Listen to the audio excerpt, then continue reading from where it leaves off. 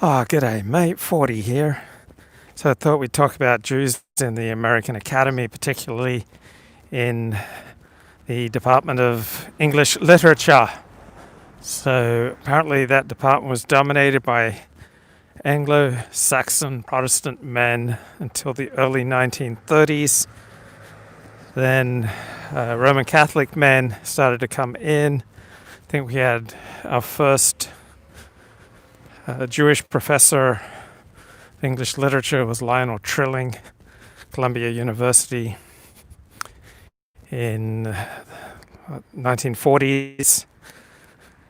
And then you started off with Protestant men dominated it till the 1930s. Then Roman Catholic men came in. Then Jewish men came in. Then, as a result of the GE bill, there was an enormous demand for new professors. So then you started having women coming in, first Protestant women, then Roman Catholic and Jewish women. So now, with the Jewish and Catholic women coming into the academy, then they in turn wanted to open it up to homosexuals, the transsexuals, and people of color. So now our English departments are this wonderful smorgasbord. Aren't we blessed? Aren't we lucky? Okay, Mark Collett is streaming on DLive right now. Make internet history. Man, I'm about to talk about the history of Jews in the English department. You're going to watch Mark Collett on DLive, bro? Come on, man. Cut out the malarkey. So Suzanne Klingenstein is the scholar on this topic. She was born in Baden-Baden, Germany. She's Jewish. She's a feminist. She's a lesbian. She's 61 years of age. And she's written 2 books on the topic. So many people think that all Jews prior to the 19th century were Orthodox Jews. But there weren't non-Orthodox forms of Judaism prior to the 19th century, but most Jews through most of history have not been particularly religious. So they're Orthodox in the sense that there wasn't any alternative. But, how closely were they keeping kosher, practicing sexual discipline, observing the laws of family purity, etc.? Not at all. Unified. Jews were kind of all over the map. But the rabbis, at least in certain times and places, had more power to enforce the discipline of Judaism on the Jews. So Susan Klingenstein writes here, at the start of the 21st century, women of all classes, races, and ethnicities slowly fully integrated into American literary academia. It is astonishing that as little as a century ago, so this was written circa 2000, the idea of a woman professor teaching, for example, the novels of George Eliot or Henry James to a room full of young men and women was inconceivable. So I was surprised that you didn't have your first tenured Jewish professor of English literature till, say, late 1940s at Columbia University. I didn't really think about English literature being essentially the story of Christianity. I just didn't think about it until it was pointed out. In all highly literate cultures, secular and religious knowledge used to be the domain of men, while women were in charge of the practical side of daily life and of certain social matters. So, until 19th century, probably most women were illiterate. Even in traditional Jewish life, most women had relatively little literacy until the 19th century. So Jewish culture is no exception here. Despite the premium that Judaism places on literacy and learning, and in some cases fathers would teach their daughters and husbands would teach their wives, but among traditional observant Jews, has long been the notion that the woman's place is not to study. While European Gentile culture considered women intellectually inferior to men, Jewish culture argued that God designed women to be man's helper, women relieved men of domestic chores. And in Eastern Europe, women often contributed to the family income. So yeah, traditional Jewish life, you often have women doing the work so that men can spend their time studying Torah. So that's what I'm looking for. A very productive wife worker, so I can spend my time studying Torah and talking to the Goyim on YouTube. The disturbing attitude of Gentile culture towards both Jews and women, which have only recently begun to change, responsible for the late entry of Jewish women into colleges and universities. And have you ever seen a white person wield a leaf blower? I've never seen that. Is that against the law, for example, for white people to use a leaf blower?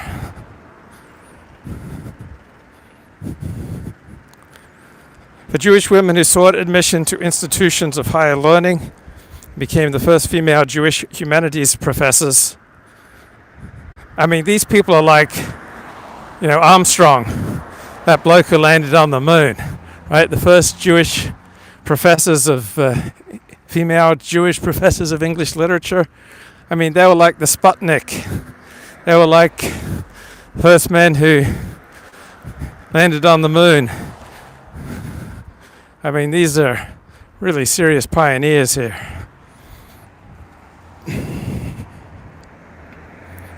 Their struggle against Jewish tradition caused many to turn away from Judaism as a source of an intellectually vibrant and spiritually meaningful life. So most of the men who entered the American Academy came from a background in traditional Judaism. But most of the early women who entered American English literature departments, they came from a secular background.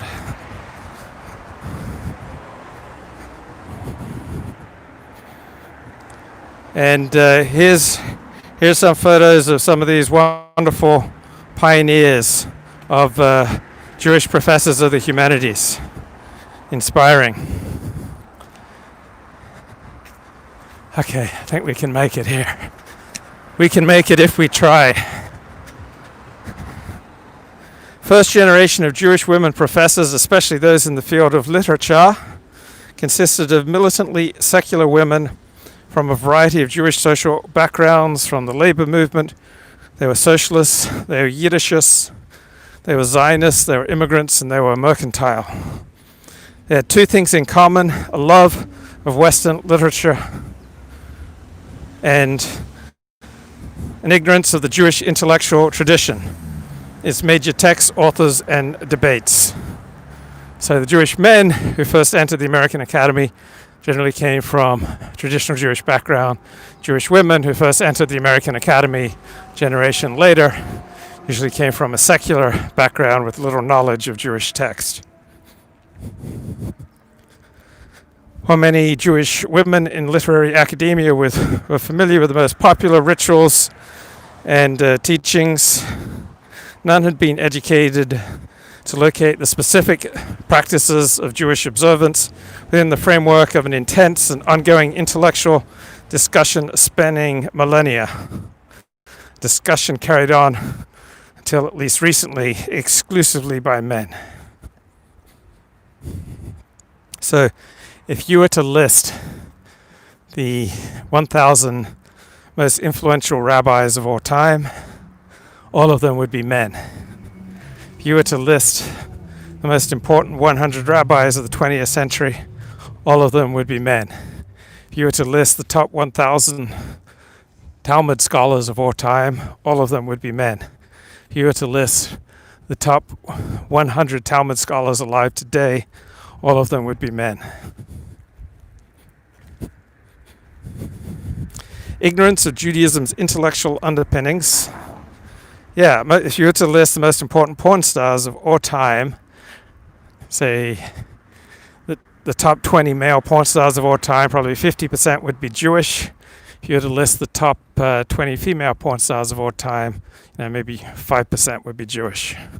If you were to list the top 10 porn distributors of all time, probably 60% would be Jewish. If you were to list the top 10 porn directors of all time, probably 20% would be Jewish. If you were to list the top 10 people who made the most money from that industry, probably 60% would be Jewish. Now, the Jewish internet is dominated by Orthodox Judaism. It's only those Jews who are most enthused about Judaism who go online posting stuff, building websites. And most Jews who are enthusiastic about Judaism, probably 95%, are Orthodox. There's really not many places you can go if you're enthused about Judaism, aside from Orthodox Judaism, unless you live in Los Angeles or New York City. There you can find substantial, relatively observant non-Orthodox communities centered around institutions such as American Jewish University. Now, if you were to name the top 10 porn journalists of all time, probably 50% would be Jewish. Let's not forget the contributions of Paul Fishbein of Adult Video News and Al Goldstein, Zvrana Vroka, may his memory be a blessing, of Screw Magazine. But I'm not sure how deep their Torah learning was.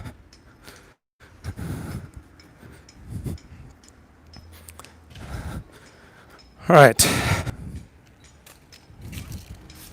The single most unifying feature of an otherwise extraordinarily diverse group of individuals, Jewish women in the Literary Academy, is that they have ignorance of Judaism's intellectual underpinnings and vague emotional appreciation of certain Jewish customs, such as lighting, the Sabbath lights, or eating hamantash on Purim or latkes on Hanukkah.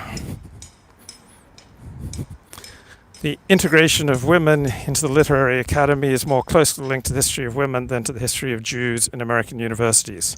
So the sequence of integration runs as follows.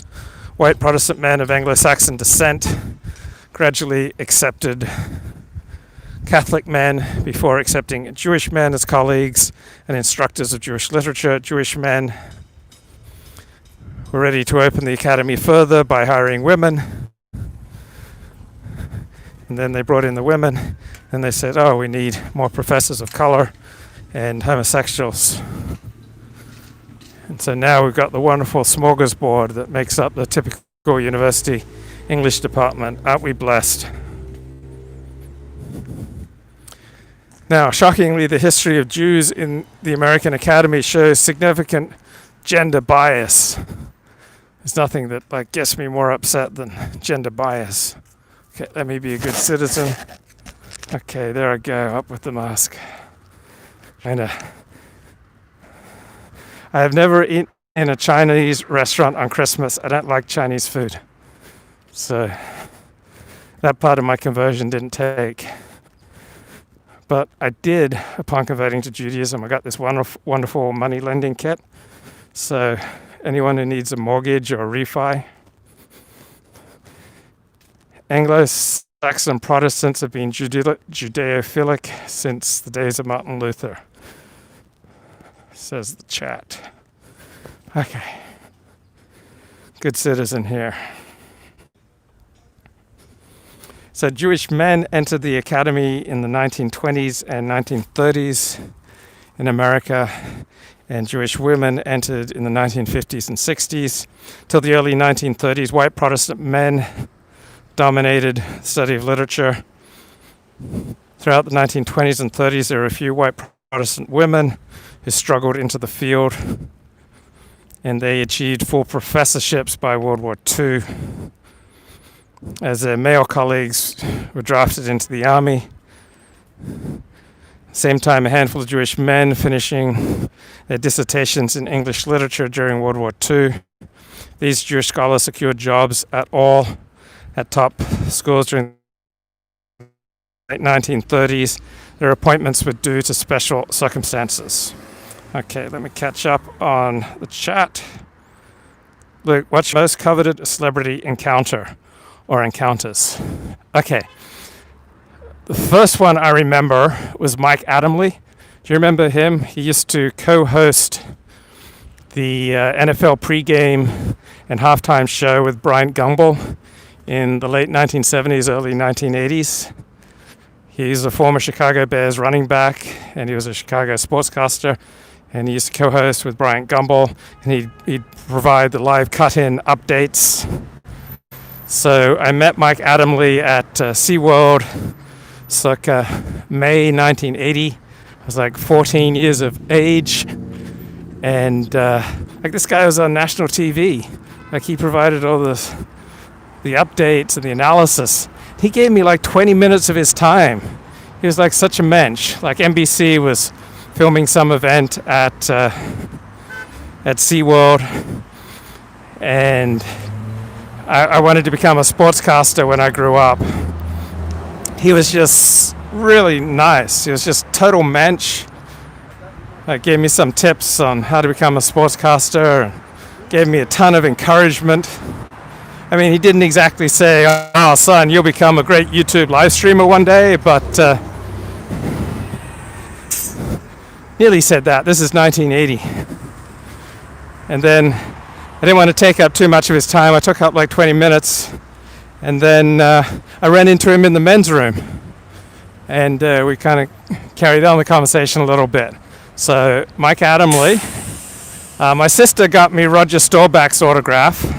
My sister worked with some company that hired Roger Staubach for a promotion. So she got me a Roger Staubach autograph in 1978 or so, but I didn't meet. There was nothing improper about my interactions with Mike Adamle in the men's room. I was just a wee lad. I was 14. I think we just said hi. And then I covered the San Francisco 49ers for a few years for Cahill Radio in Sacramento. So got to interview Bill Walsh, Joe Montana, Steve Young. Steve Young's the only professional athlete who asked me for my name. I got to interview Tom Landry, ran into Tom Landry in the locker room after the Cowboys got thumped by the 49ers in December of 1985. Last time that Landry would take the Cowboys to the playoffs. Got to interview, or at least stick my microphone into a scrum of reporters interviewing Randy White, the Manster, the defensive tackle for the Dallas Cowboys, and talked about what they'd have to do to get ready for the New York Giants. Then I covered the Sacramento Kings basketball team, so I got to interview Larry Bird and who were some of the other greats, basketball greats. So I saw the Sacramento Kings upset the Boston Celtics in, I think, early 1986. So I covered half a dozen Sacramento Kings games. I think who sticks out. Reggie Theus was an easy interview. He was a high-scoring guard for the Sacramento Kings. I interviewed Vanna White. It was at the time that there was a spread on her in Playboy. And so she was making an appearance at a car dealership.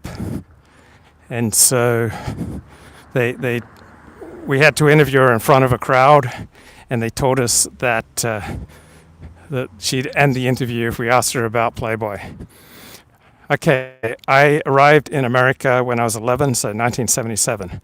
So something like July of 1986, I got into a car and a bus with a bunch of journalists, including one guy for the Los Angeles Times, and we were covering Senator Alan Cranston. So he was a United States Senator from California, He was making an appearance at the Nevada County Fairgrounds, and so that ride, it was like boys on the bus. It was just so much fun, just sitting there with all these, much more accomplished journalists than me, talking about politics and journalism.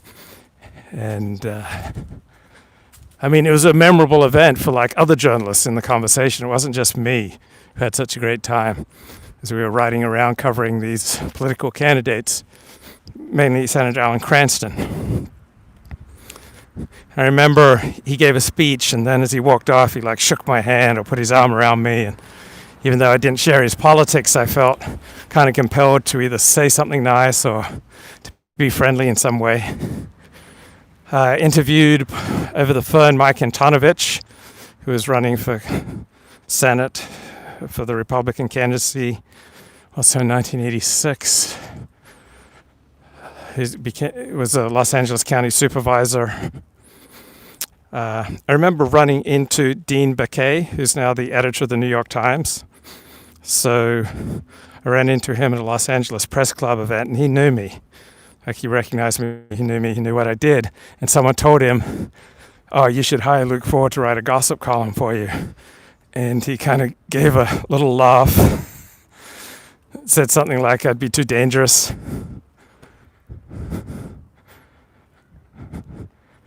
And another editor of the Los Angeles Times, some guy named Ross. I met him at a Los Angeles Press Club event, and someone said, "Oh, you should hire Luke Ford to write a gossip column for you." And like, all these guys knew who I was. They knew my work. But they thought I was a little too hot, a little too dangerous to hire.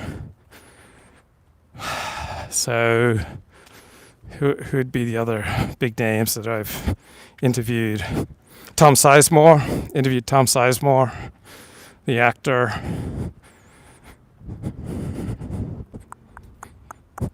So maybe some more names will come to me.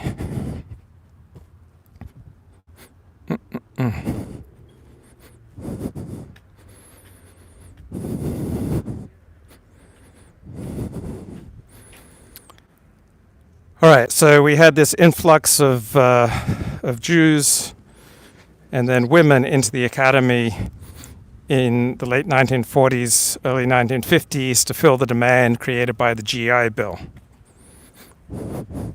Among the soldiers returning from the European and Pacific theaters in World War II were Jews.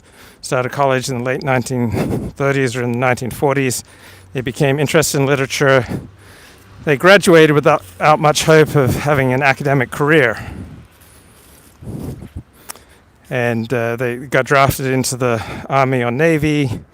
Then, after World War II, they returned to American campuses, find that a few Jews had broken through the ethnic barrier to become professors of English and American literature. And so they were encouraged, and they had that equalizing experience in the trenches of World War II on the battleships. So they enrolled in graduate English programs, eventually got their doctorates. They attracted the third generation of male Jewish literary critics entering college in the late 1940s and early 1950s. When the first Jewish women were enrolling in graduate literature programs. So these guys would get their doctorates in the 1950s, early 1960s.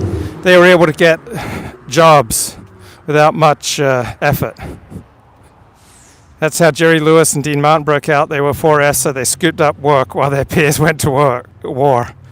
Yeah, that's stunning and brave and inspiring. Now, women had much more difficulty getting hired as professors of English literature. This diverse group of women scholars born in the mid-1920s to mid-1930s were more often than not women raised in all-girl families or were the oldest daughter or they were the only child. And the most prominent member of this group was a female Jewish professor, Carolyn Heilbrunn, Born in 1926, the only child of affluent parents who had cut themselves off from their Jewish past. She wanted to find out the nature of other people's identities. Her resource was the biography section at the local branch of the New York Public Library. She received her BA from Wellesley College in 1947. She pursued graduate studies in English literature, Columbia University with Lionel Trilling. Got her master's in 1951. Got her PhD in 1959. Then she taught at Brooklyn College. Dennis Prager also taught at Brooklyn College. Then she joined Columbia School of General Studies, the university's adult extension school. That was the only gateway for women scholars to academic careers. This time, the School of General Studies. How you doing? Until the beginning of the women's movement in the early 1970s, women did not figure distinctly in her scholarship or detective fiction, which she published under pseudonym Amanda Cross since 1964. So the author of Love Story, Eric Siegel, he did not get... here's a video I'd like to analyze. What's the best way to send you that information? Hear back from you when you'll be able to analyze it. My email, lukeisback@gmail.com. So the author of the famous novel Love Story, which was made into the hit movie, he did not get tenure as a professor of English literature at Yale because they kind of looked down at his genre literature. They didn't respect his novel Love Story. They only wanted to see scholarship. So too, some people have probably lost their chances at tenure because of their blogging. Like the blogging was considered low class, not the kind of classy scholarship that gets you tenure. So too, writing popular fiction, that's why many of these professors would use pseudonyms.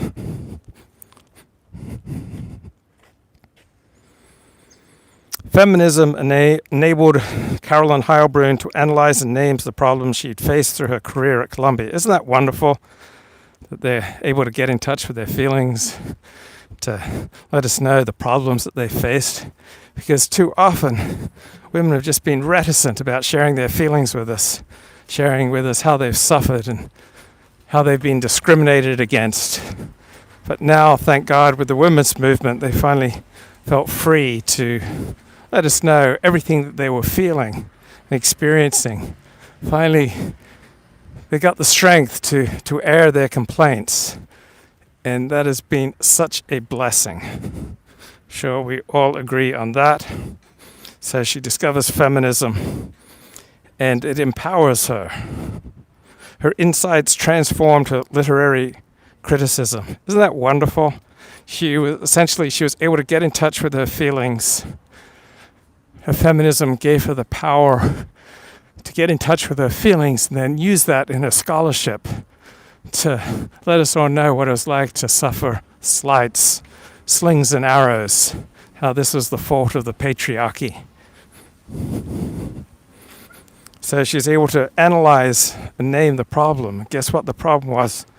It was white Christian men who slighted her and discriminated against her. Baruch Hashem, this woman. Wow. Such a light unto the Goyim. And guess what? Her insights transformed her literary criticism. So, in other words, her feelings transformed the whole field of literary criticism. Baruch Hashem, Baruch Hashem.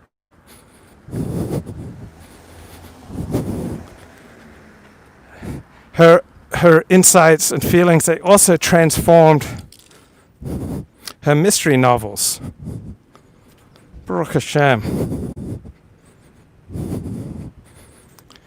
Okay, so she became one of the most outspoken early feminists in literary academia. Judaism, however, did not influence her because she was completely ignorant of Judaism.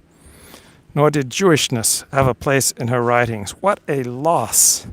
What a loss that this pioneering literary scholar, that her literary insights and analysis were so profoundly influenced by her feelings, but Yiddishkeit did not influence her.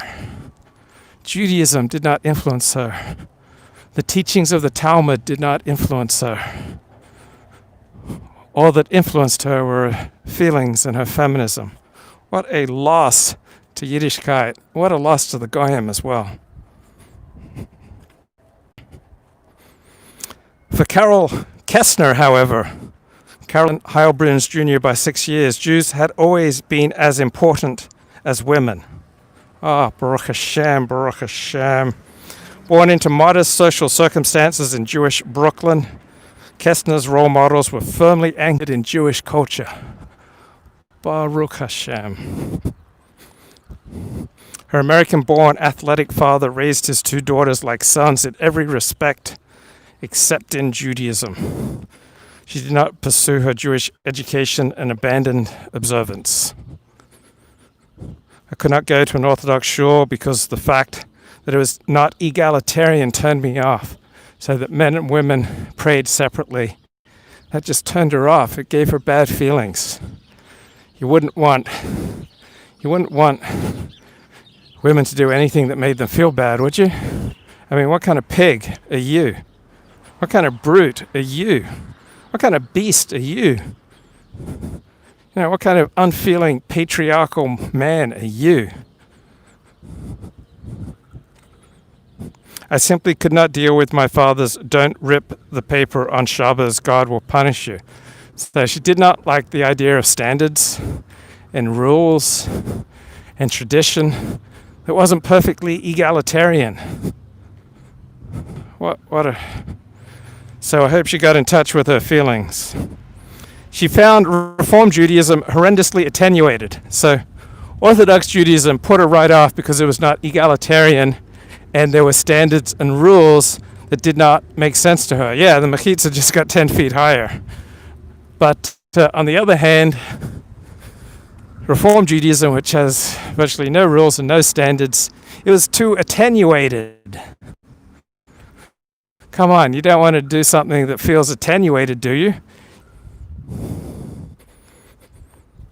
Come on, man. Don't make me lose my internet connection. I'm speaking words of life. Like you cling to these words and they will be a source of life for you. Come on, man. Cut out the malarkey. She found conservative Judaism was nothing, neither here nor there. So Orthodox Judaism disappointed her because it wasn't perfectly egalitarian and perfectly in tune with the 20th century. Reform Judaism disappointed her because it was too much of a reformation on traditional Judaism, and conservative Judaism disappointed her because it was in between Reform Judaism and Orthodox Judaism. So every form of Judaism just disappointed her. She eventually found her own home in the Reconstructionist movement. She turned into a secular but culturally identified Jew. Isn't that great? A decision that her college of choice reinforced. In 1949, she enrolled in the second graduating class at Brandeis University, which student body there tends to be about 60% Jewish. She became attached to her English professor, Marie Serkin, a writer and a secular Zionist. McJudaism, yeah, have it your way. She should try Afghan Taliban instead. At least it's not attenuated. I mean, I don't agree with all the precepts of Afghan Talibanism, but at least it's an ethos.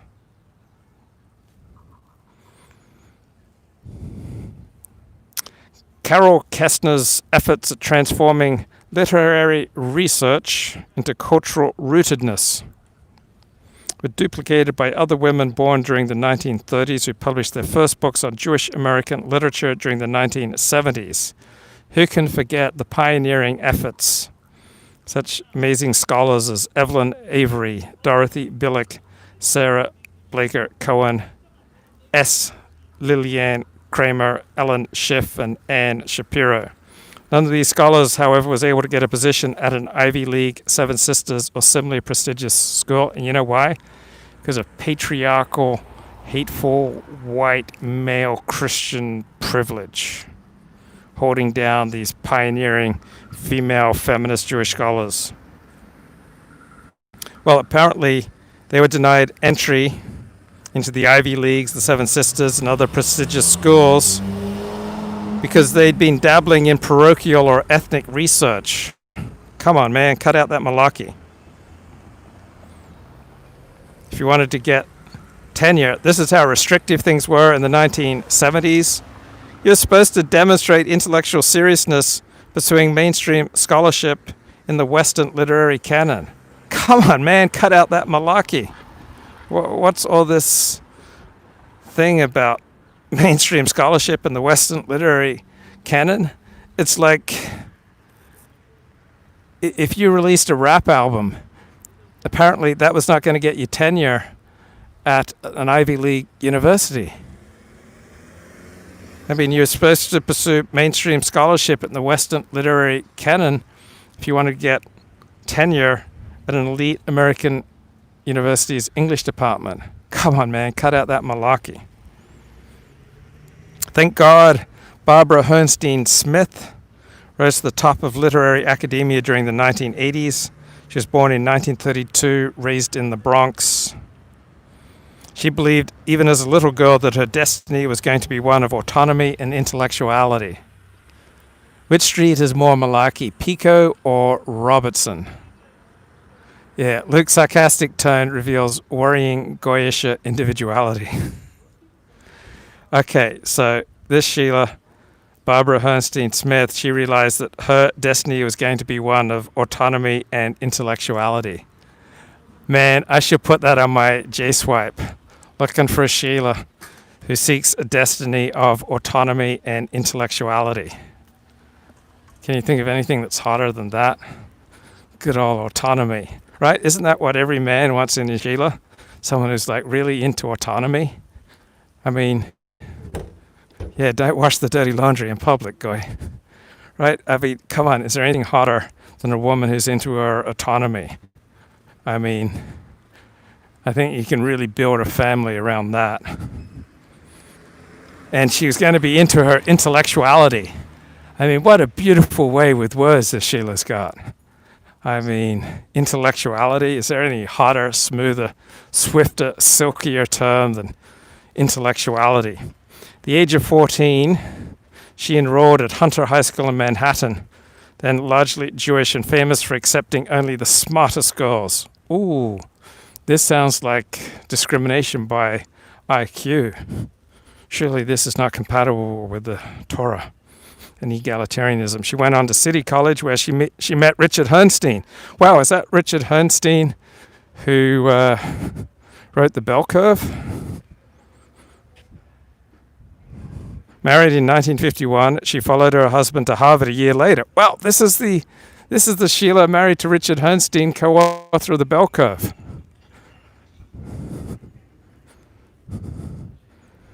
Having 2 more years of college to finish, she applied to Radcliffe but was turned down. Well, you have an excellent record, she remembers the dean saying, but I see here that you are married. I'm afraid we're only interested in serious students.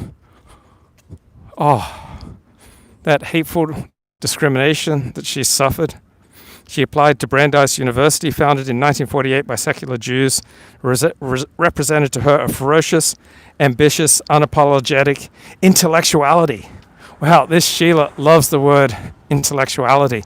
And to think that her husband co-authored The Bell Curve, apparently with Charles Murray, unless I'm wrong about something here, but it's Richard Herrnstein, Dick Herrnstein at Harvard University.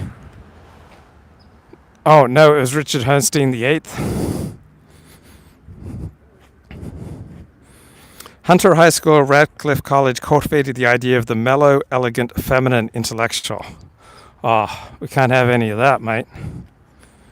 We need them fierce. This was a gender ideal at Hunter and a class ideal at Radcliffe.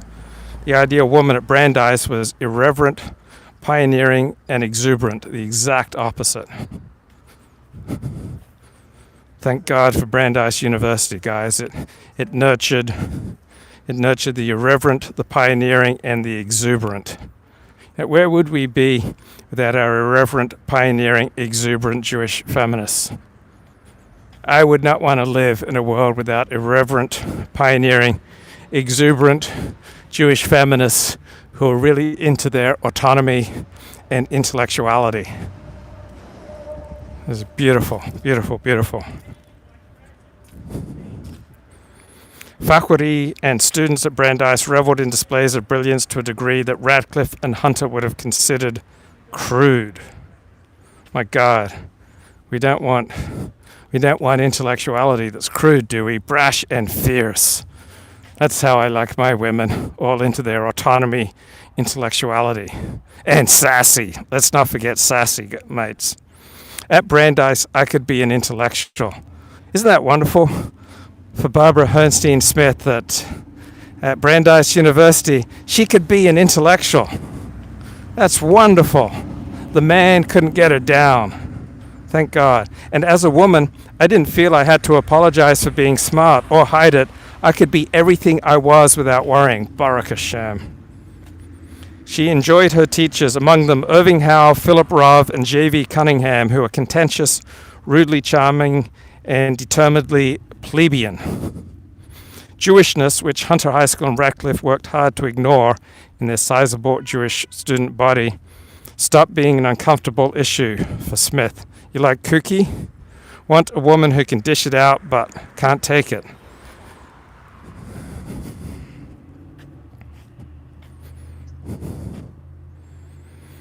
She was among Jews whose religion was brilliance. To be brilliant was to be Jewish.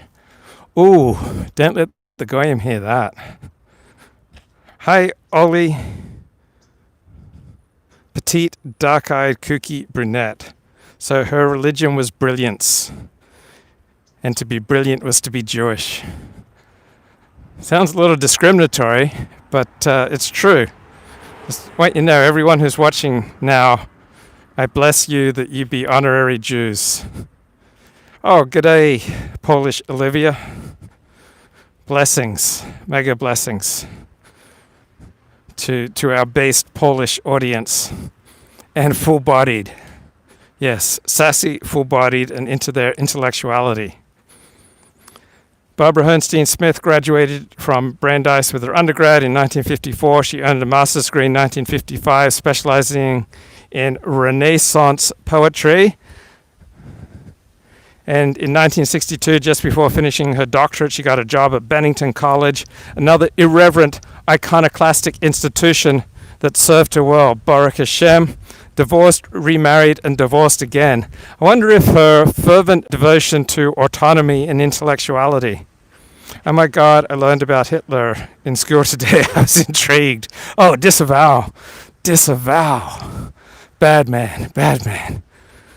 Bad, bad man. Bad man, bad man, bad, bad, bad, bad, bad, bad, bad, bad man. Bad man, he was a really bad man. Bad man, he was a bad man. He was the worst man.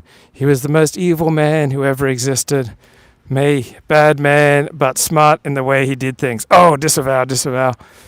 Bad man, worst man. Worst man, bad man. May his memory be erased. Bad man, bad man. Bad, bad man. Okay, she married, she divorced. She married again. Divorced again. Okay. She was fiercely iconoclastic and full of autonomy and intellectuality. Barbara Herrnstein Smith was hired by the University of Pennsylvania. She was invited by the academic iconoclast Stanley Fish to join his avant-garde English department at Duke University. So Stanley Fish famously said that he wouldn't read poetry unless he was paid to do it. So I think Duke University during the 1980s, I think it was known as like paying the most exorbitant sums for professors, maybe just professors in his English department. Olivia Alexandra Raduscinska. How old are you, Olivia? Where am I? It is dark and rainy and cold. Oh, Baruch Hashem, I'm in Los Angeles. It's 66 degrees out, it's sunny. My Polish is not so bad. This is wonderful. I'm healing like 200 years of Polish-Jewish tensions right now just by doing a live stream. Baruch Hashem. Okay, having come of age intellectually. I have Somali drug dealers above me, stabbings below me. Woohoo! Bro, you need to get a higher paying job. You might be a compulsive underowner. Have you ever looked into a program like Debtors Anonymous, Underowners Anonymous, Financial Underowners Anonymous? I mean, come on, man. Why? I hate to be crude here, but why are you such a loser that you live in such a loser place? Like, you can be honest. There's no judgment here. We're just going to get naked in our emotions. But why do you live so badly? Oh, Ole, thank you, Baruch Hashem. I've got clowns to the left of me, jokers to the right of me, Somalis above me, and drug dealers below me. Oi, okay. So she came of age intellectually before the rise of ethnic particularism in the late 1960s and the exciting rise of feminism in the early 1970s. She was one of a handful of prominent Jewish literary women scholars. Among them, Dorit Cohn of Harvard University and Marjorie Perloff of Stanford University, whose work has not been influenced by their cultural identities or gender. How would you know if their work has been influenced by their cultural identities or gender? I am from Currumbong, so that's 2 hours outside of Sydney in Australia. I lived 9 of my first 11 years in New South Wales, Australia. Money made me miserable as I was a notorious drug addict. Well, it's possible to make money and be sober. So sometimes you have to play whack-a-mole. One addiction, you get it under control, and then another one just rises up to take its place. So I came to America at age 11 to the Napa Valley. And I lived in the United Kingdom for 2 years. My dad was at Manchester University. So my dad did a PhD under F.F. Bruce at Manchester University. I lived in Manchester from 1970 to 1971. Let me catch up with the chat. Money didn't make you miserable, my friend. It just unleashed things in you that you couldn't handle. But you can handle prosperity. I gave up on the corporate world. Or maybe it was just bringing up things for you that you couldn't handle it.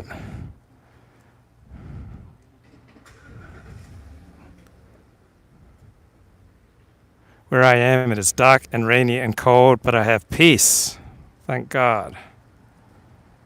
At least I won't get eaten by sharks. I taste Polish.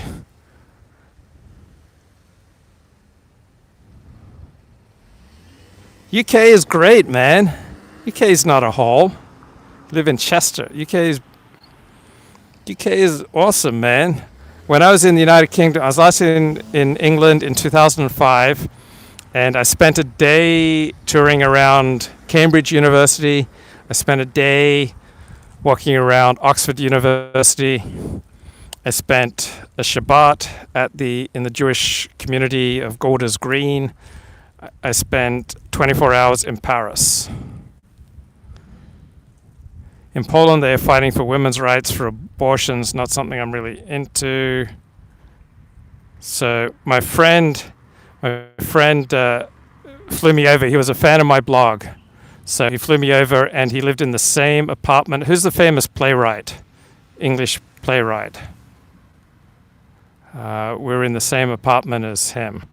UK is terrible. There's plenty to love in the UK. It has its problems. I love peace and quiet. Money doesn't make you happy. No, there's nothing X that makes you happy. But lack of money may very well make you miserable. Yeah, was it Harold Pinter? No, Stoppard, Tom Stoppard.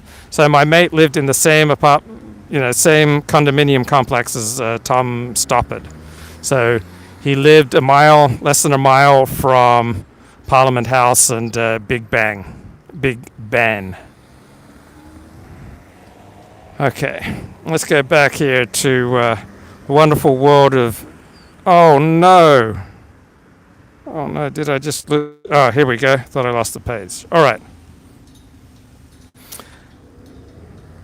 I was born in London. It was an asshole back then. It's not an asshole, bro. You're just in the wrong parts. All right.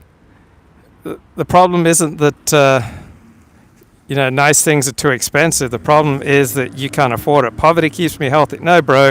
Poverty is not going to keep you healthy. What will keep you healthy is being aligned with your best self, with God, and with other people. You are hiding, my friend. You call it staying healthy, but you are hiding. You are burying your talents under a bushel. And because you have not been able to handle positive visibility until now. So hiding out is not the solution. Such detachment became virtually impossible for the Jewish women of the next generation born in the 1940s who were swept up in the women's movement. They entered the academy in the late 1970s through the 1980s, and thank God they revitalized and gave direction to a profession that had become exhausted and disorganized in the aggressive scrambling for employment and tenure during the late 1960s. So these 1970s pioneering feminist Jewish professors of English literature rewrote literary history by resurrecting neglected women writers and postulating an independent female literary tradition.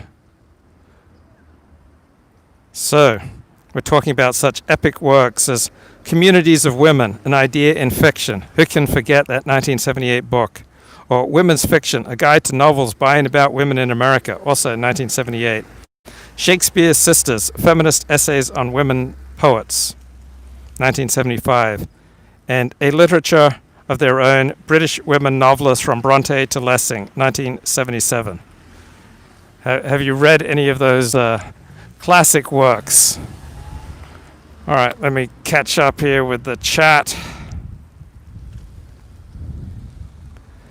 If you are surrounded by losers, ditch them. No, I don't advise ditching people. Maybe just attenuate. Just reduce the frequency, intensity, and duration of the time you spend together. So I'm not in favor of just cutting people completely out of your life in general.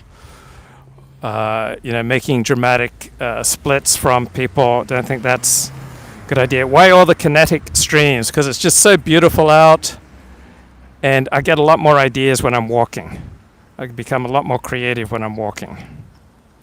And the chat says, I guarantee you I'm healthier than Luke. Very well may be. So you can measure your health by how much stress you can handle without hurting yourself or others.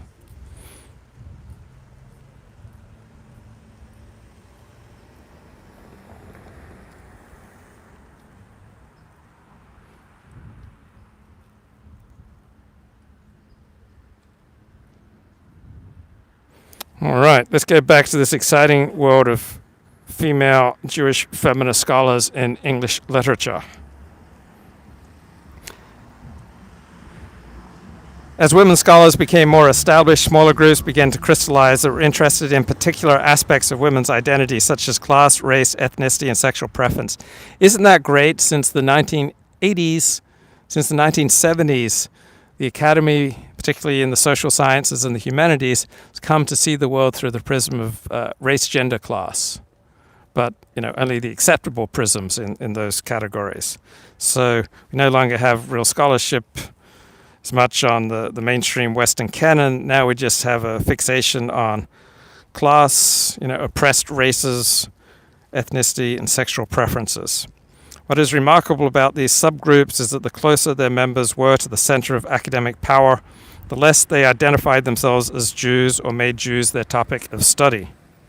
So, yeah, if you want to get on with the powers that be, you generally have to specialize in topics that are of general interest rather than specific ethnic interest. One group of poets composed of Jewish women such as Adrienne Rich, Alicia Ostreicher, and Rachel Blau de Plus were affiliated with the university but not defined by it. Well, thank God. That's me. Like, I went to UCLA, but I'm not defined by it. Ooh, your dad's a Royal Marine. Props. Did he fight in the Falkland Islands? or in Desert Storm 1 in the early 1990s. They would readily acknowledge the impact their Jewish parents' childhoods and experiences, however attenuated, had had on their identity formation. Well, thank God for all these Jewish feminist poets who are willing to acknowledge the impact that their Jewish parents' childhoods and experiences, however attenuated, had had on their identity formation. Nothing worse than noise pollution, aside from Somalis. My next beef is my gay Italian neighbors. Not sure where my dads fought. How many dads do you have? And what's the ideal number for dads? Like, I kind of think of one as good number for a dad, but Heather has 2 mummies. I'm so glad that these poets are getting in touch. Oh, just one dad. So glad that these women are getting in touch with their identity formation. Members of a group at the opposite end of the spectrum, the high-powered Jewish women scholars devoted to questions of lesbianism and bisexuality, such as Marjorie Garber of Harvard University and Eve Kosofsky-Sedgwick of Duke University, find questions of Jewish identity irrelevant to their academic pursuits. Isn't that sad that these scholars of lesbianism and bisexuality find questions of Jewish identity irrelevant to their academic pursuits? I mean, what a loss to Judaism, what a loss to the Goyim. Why can't they find questions of Jewish identity relevant to their pursuit? Oh, come on, man. You'd like a Sheila to touch your identity formation? Oh, I bet you would, you naughty, naughty boy. Come on, man, don't buffer on me, bro. Don't buffer on me, bro. As Bonnie Zimmerman, a specialist in lesbian fiction. Who's your favorite specialist in lesbian fiction? Let's just get nakedly honest right now. Maybe if I move, the stream will stop buffering. But who are your favorite specialists in lesbian fiction? Who's your favorite specialist in bisexual poetry? Like, who's your favorite specialist in lesbian prose in 16th century England? These are real scholars here, mate. Okay. Many gay Jewish women find themselves in an antagonistic relationship with Judaism. That is so sad. Why on earth would they find themselves in an antagonistic relationship with Judaism, despite the creative mediations proposed by poets like Adrian Rich or scholars such as Evelyn Totten-Beck? Like, what can we do to heal this antagonistic relationship between bisexuals, lesbians, the transgendered, and Judaism? Bonnie Zimmerman's description of her own intellectual development is representative of that of many young Jewish feminists born in 1943, raised in Chicago, in a secular Jewish family, hyperconscious of who was and who was not Jewish. Zimmerman confessed that she too made note of women who were I'm proud that so many of the world's greatest intellectuals and artists have been Jewish. I'm pleased that so many of the founders and stars of the women's movement, Gloria Steinem, Betty Friedan, Bella Abzug, Andrea Dworkin, are Jewish. I remember that when I first began to notice the disproportionate number of Jews in every feminist or lesbian group of which I've ever been part. But as a feminist and lesbian in the 1970s, it never occurred to me that being Jewish might mean something more than a cultural curiosity. It might matter to my politics and to my scholarly work. Yeah, what can we do to heal this antagonism between the world of bisexual and lesbian scholarship and traditional Orthodox Judaism?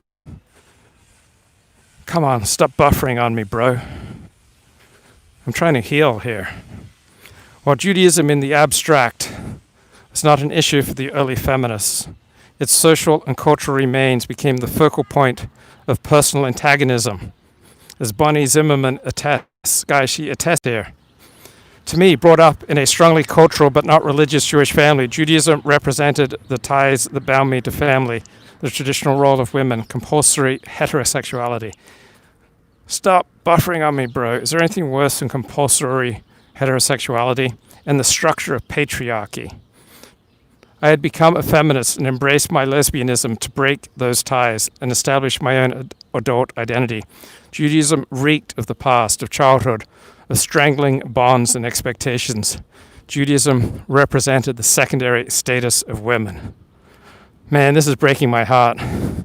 This is just so painful. This antagonism between our fine lesbian poets and our amazing bisexual scholars, and that they would feel estranged from traditional Judaism. What can we do to heal that alienation? Bye bye.